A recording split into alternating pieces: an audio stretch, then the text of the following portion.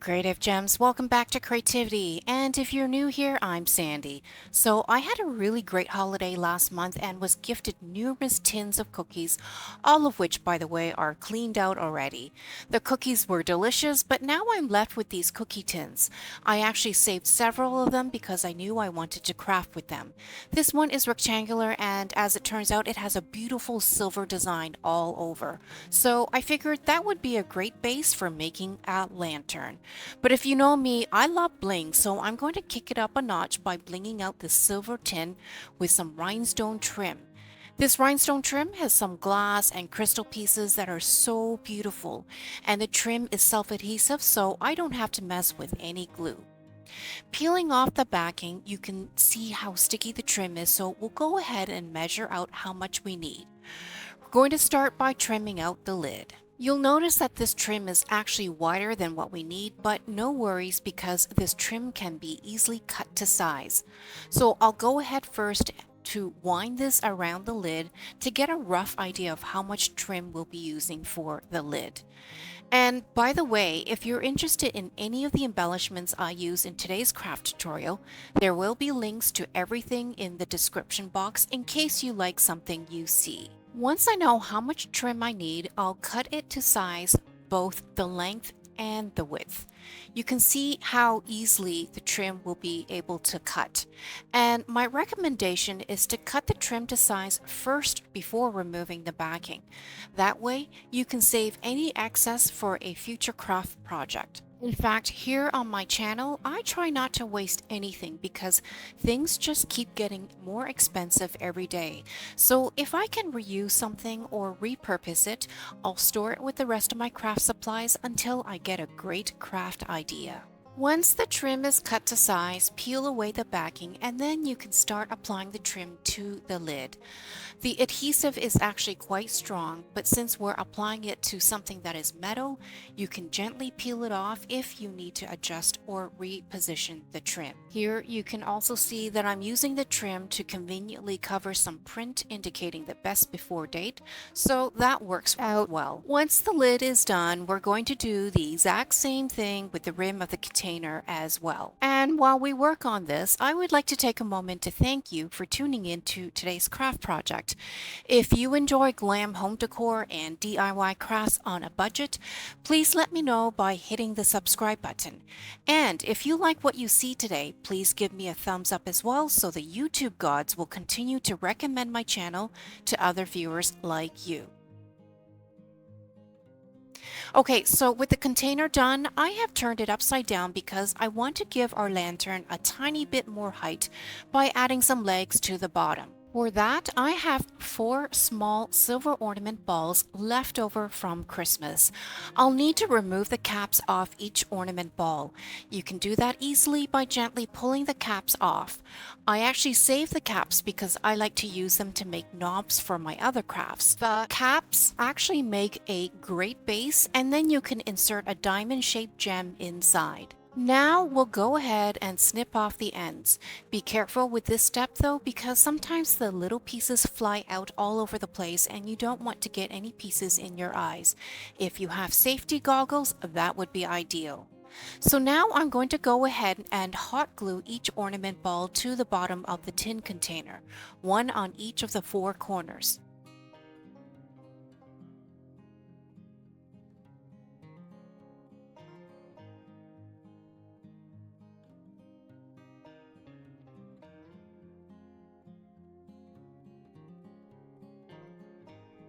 So with that done, now we're going to build out the pillars for our lantern. I saved these cardboard rolls from old rolls of contact paper and I think they're going to be perfect for our lantern. These cardboard rolls are actually pretty rigid, so they'll be strong enough to stand upright. They're just a little ugly, so we're going to cover all the cardboard rolls with some silver metallic contact paper. What I have here is some contact paper that is reflective, so it will be perfect for our glam lantern. It's actually the exact width we need to cover the cardboard roll, so I'll just need to measure out the length. And I'm actually using this paper cutter because I want to have a perfectly straight cut for each piece. Of course, if you don't have one of these paper cutters, go ahead with a good pair of scissors or even an X-Acto knife. And by the way, if you don't have any of this contact paper, you can find a link to my favorite embellishments and craft tools in the description box. In the description box, you'll be able to find this contact paper as well as other embellishment options. Alternatively, you can simply paint these cardboard rolls and maybe add some silver glitter to them. There are many options you could go with to embellish these cardboard rolls. So once I have my first piece cut out, I'll use that as a template to cut out the remaining 3 pieces I'll need. And now that I have all 4 pieces cut out, we're ready to roll the cardboard rolls into them. There's a wax backing you'll want to peel away and then carefully place our cardboard roll onto the sticky part of the contact paper and roll it until the entire cardboard roll is covered. If necessary, you can also trim any excess off the ends. And in case you weren't aware, the silver metallic contact paper comes with a clear plastic that you'll want to peel away so you can really see the mirror-like effect. So we'll go ahead and do that. And while I do that, comment down below with the words cookie tin and let me know if you have ever repurposed any of your tin containers before. And if you have, what have you made with them? For me, I have saved quite a few different tin containers and have made flower boxes, jewelry boxes, and keepsake boxes. It's a fun and very affordable way to make beautiful home decor pieces and nothing goes to waste. So now we need to figure out a way to adhere the cardboard pillars to the tin container. And what I thought of was to stick a piece of foam inside one end of the cardboard roll. That way we can apply glue to the foam and have that stick to the container. I've cut off about an inch of foam and now I'm sticking a metal ornament hook that I have unfolded into the center of the foam piece. This will help make it easier for me to place the foam piece into the end of the cardboard roll. I'll apply a bit of hot glue first and then I'll position the foam piece inside, making sure that I have a bit of the foam piece sticking out the edge of the cardboard roll. I'll let that cool off while I work on the remaining cardboard rolls. And if you're still with me, drop me a comment with the words tin container and let me know if you think you'll try to make this lantern. So far, it has cost me nothing since the tin container and the cardboard rolls are both items I am repurposing.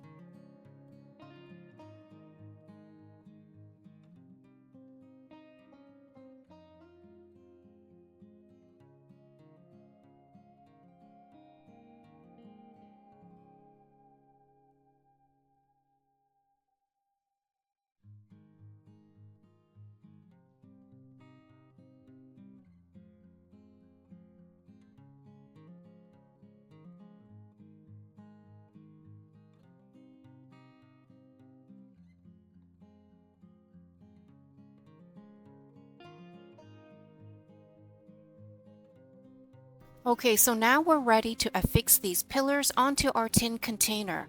I'm going to use some Fix-All because it is a very strong adhesive that will provide a very good firm and lasting hold.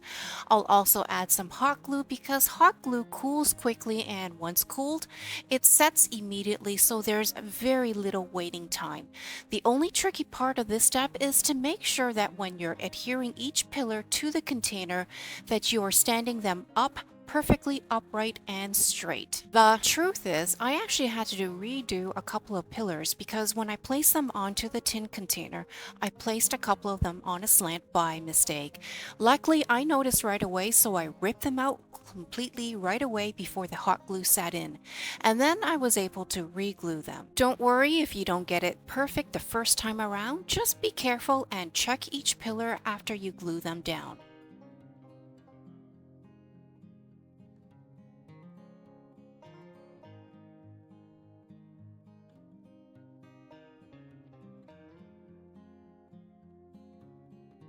So now with all 4 pillars erected, I'm going to go back in and clean things up. Unfortunately, I got a little messy, so there's some glue that is exposed around the edges of each pillar. I tried to scrape off as much as I could, but to clean things up better, I'm going to apply a string of silver beads around each pillar to cover up any residual glue stains. Now, I have heard that some of you are not a big fan of these silver beads that I craft with, so if that's you, feel free to skip this step or use a different trim for your pillars. The idea is to give a cleaner look to the edges and seams, and I like to use these silver beads because they have a mirror-like finish which naturally goes very well with the rest of the silver lantern we're making. To apply the string of silver beads, I'll adhere them to the pillars with a little bit of hot glue. And see how easily they adhere, and now you cannot see any glue stains at all. I think this looks much better now, and if you're still with me, drop me a comment and let me know if you prefer the silver beads in or out.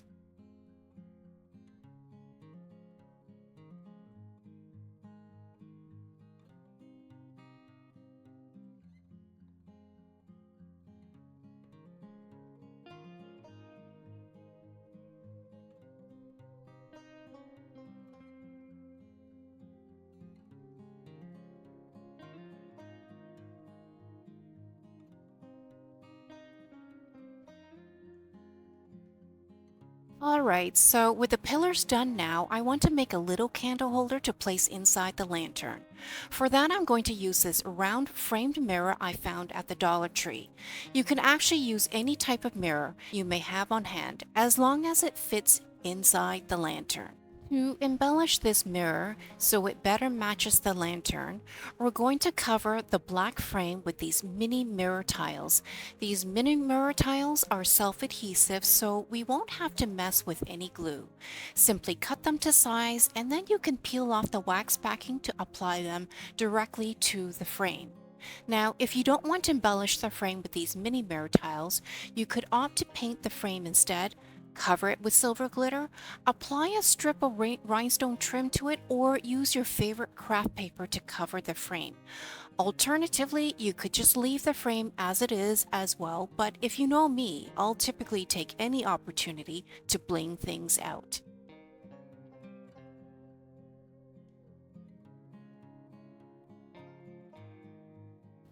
Now, if you're left with a gap that isn't big enough to fit any more mini mirror tiles, simply cover it up with a tiny bit of rhinestone trim like I'm doing here. And for the rest of the frame, I'm going to apply some clear round gem stickers.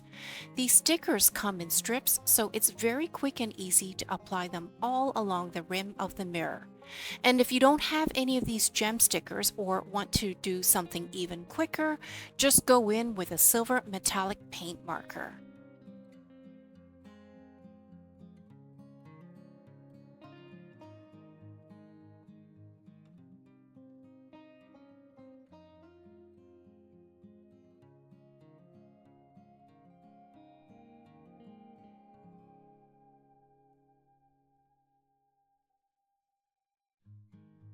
Okay, so here's what our candle holder looks like now. It's quite pretty and the mirror tiles really match the silver theme of our lantern. Let's go ahead and place it inside to see what it looks like. And there we go, it fits perfectly inside and it looks really nice.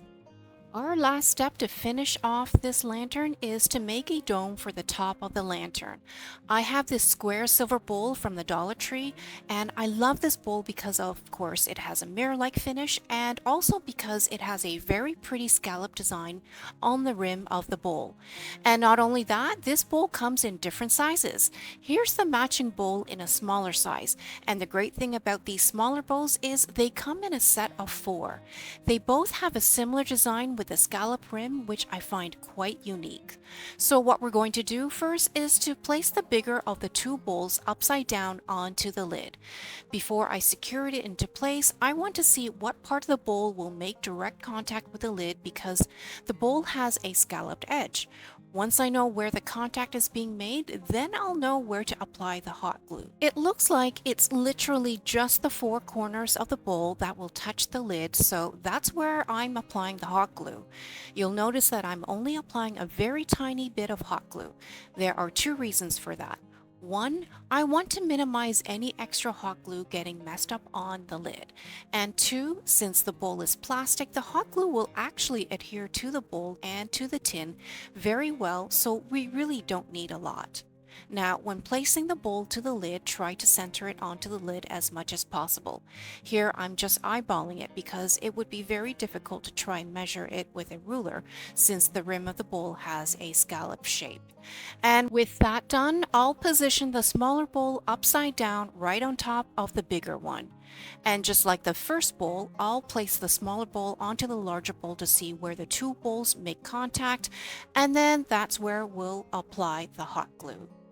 And here you can see some of the hot glue through the gaps between the two bowls. So I'm going to take a string of silver beads that we used earlier on the pillars and cover the seams and gaps between the two bowls. I'll follow the shape of the bowl to apply the hot glue and then position the silver beads. Once the silver beads are applied, you can no longer see any gap nor any hot glue. And I think the beads actually make the dome look like it's all one piece.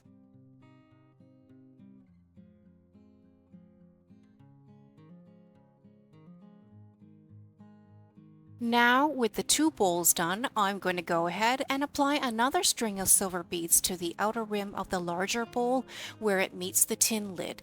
It's just a little design detail that I think will keep the edges clean and give the lid of our lantern a more cohesive look.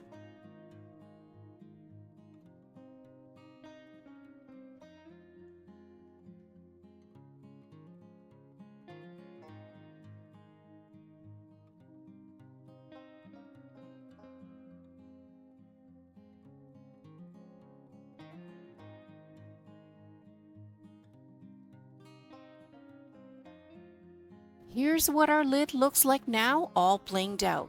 To cap off the lid, I'll add a finial to the top.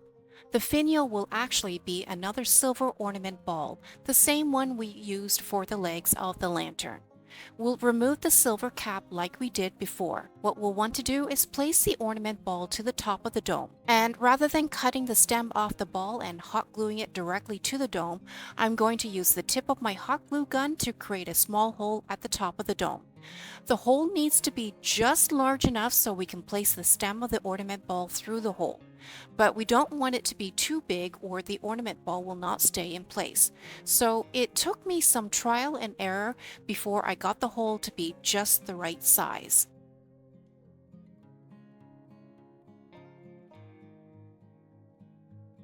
And now with the ornament ball inserted through the hole, it's not going to go anywhere because there was some residual hot glue that got released around the hole that will help keep the ornament ball in place. I can pick up the lid using the finial and everything stays intact. And now let's go ahead and place a lid onto our lantern. How pretty is that? I have placed 3 pillar candles of different heights inside the lantern on top of the candle holder that we made. And to make sure there are no accidents, I would recommend sticking with battery operated LED candles just to be on the safe side. Here I have the lantern sitting by my fireplace and I think it looks quite pretty. But we can also pick this lantern up and place it onto a side table like this one, and then it becomes a beautiful centerpiece. Comment down below and let me know what you think of this lantern. And if you enjoyed this video, please like and subscribe to my channel and share with other creative gems.